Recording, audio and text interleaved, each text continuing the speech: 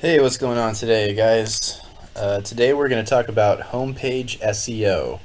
Basically, what you're supposed to look for if you're trying to optimize the homepage of a website for search engine rankings. And we're going to use this site today as an example. I haven't looked at this yet, um, but I'm going to look at it later for business purposes. Anyway, this is shorecapital.net. And I'm just going to go over the homepage and see if there's any fixes that we can make note of or anything we can do to help its SEO, because homepage SEO is really important.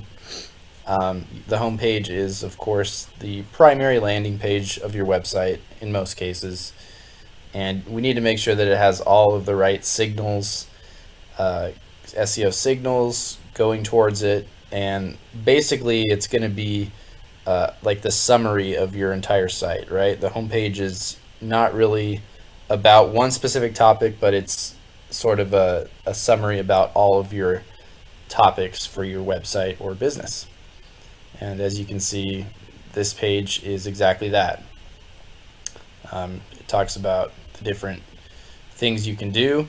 Yeah, so right off the bat, let's get into this here. So the first thing I do when I'm doing homepage SEO is I get this tool called Moz Bar. And it's really easy to download. It's free. You go to moz.com, you download it. I think you have to create an account, but it's free. And you have this as a toolbar extension. You can go on any website and you can look up a bunch of different SEO stats on the website. So it's really helpful. I use it for every SEO audit I do. It shows you different things. If you click here, page analysis, it'll show you the breakdown for every page, or for the page you're on. So here's the page title. So right there we can see that the page title should be a little bit longer. The page title is what goes up here, by the way. It's also what appears in Google when you do a Google search. So if you did Shore Capital, it's not even showing up, but basically it would be it would be this blue line here is what would show up if you saw the site in Google. So that's something they're going to want to fix. They're going to want to make it longer. It's only 20 characters now. Usually you want that to be closer to the 50 range, 55 range. 20 is way too short. Because the thing is, you can include keywords in the page title, also known as the title tag, by the way. You might know it by that name better. But the idea is you want to infuse some of the keywords that you're trying to optimize for, right? So if you're a plumber in San Diego, and you're targeting San Diego plumbing, you might want to have San Diego plumbing in the title. Like the way I do it usually is I'll have like San Diego plumbing dash the brand name, or I'll have San Diego plumbing and then a pipe, which is the vertical line. I can show you up here. It'd be like San Diego plumbing pipe and then plumbers Inc. or something like that. So this needs to be longer. And then we have the meta description, which is not found. There is none. And meta description is important, not so much for ranking because it doesn't directly affect your SEO, but it's important because it gets people to your site, right? Like the meta description is the description that appears in search engines. Try this again, even though it didn't pull up the site we wanted. This is the meta description, right? So this is not a direct SEO signal, but it can drive traffic to your site if it has a good call to action in there. And it talks about the page really well and really accurately. So that's what you want in a meta description. You want it to have a call to action.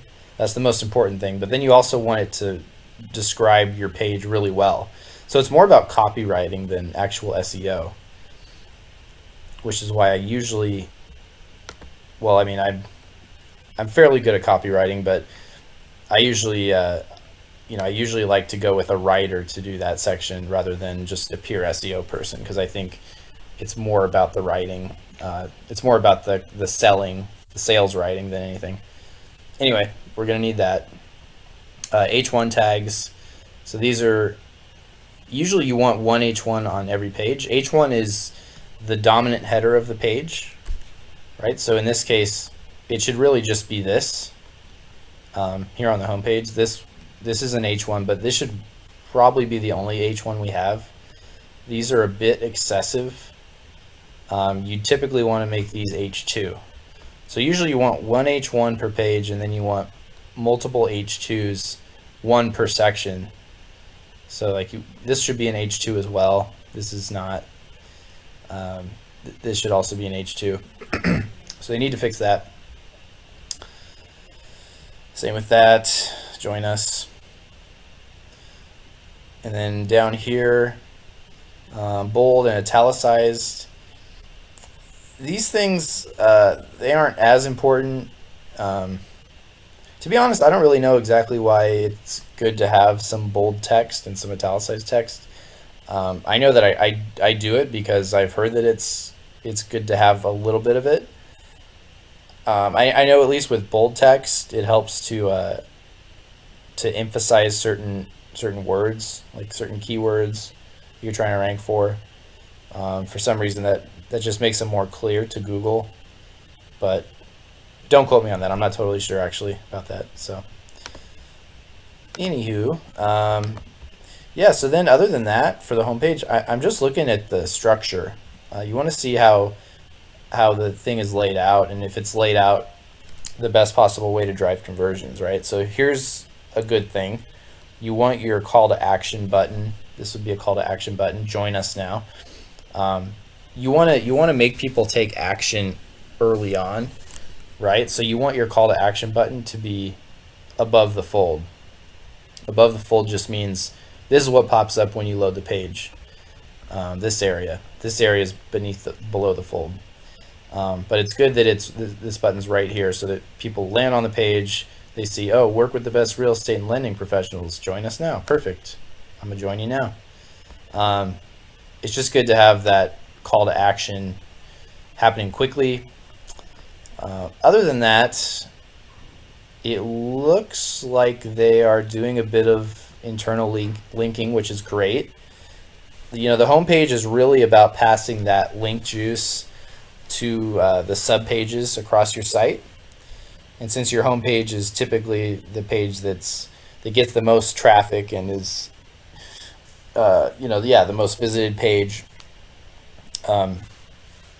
it's a great opportunity to link it to the smaller pages and sort of pass that link juice along. I hate the word link juice, but I don't know. That's just what people say. And yeah, they do it pretty well. So actually these go out to all of these pages pretty much. So this goes out to the buy page. If you look, it's the same URL. Sell page, same thing. Finance your property, that's careers. So yeah, that's a good link structure. I would probably add more content to these sections because it's a little short as it is, but it's a good start. It's not bad. And then they have their About Us section down here.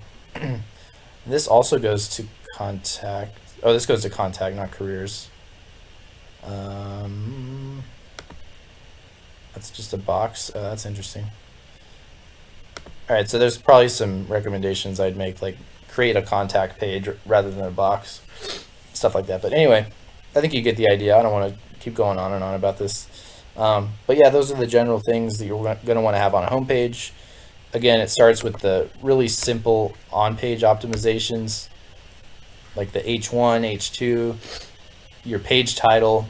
Page title is probably, I want to say, the single most important on-page optimization you can make. And again, you want to make sure you're including a keyword in that, and you want to probably include your brand name as well in most cases. And then for the meta description, I think I didn't mention this before. Meta descriptions can be pretty long now. It used to be that you had to be concerned about the size. I think it was only, what was the previous one? It was like 7 600 pixels or something, somewhere in that range, 700 pixels. Now it's pretty much twice that size. I think it's up close to 1800 pixels, which just means that you can put a lot of words there. So you can do whole sentences, you can do like a short paragraph, really. So you're encouraged to use up all the space you can.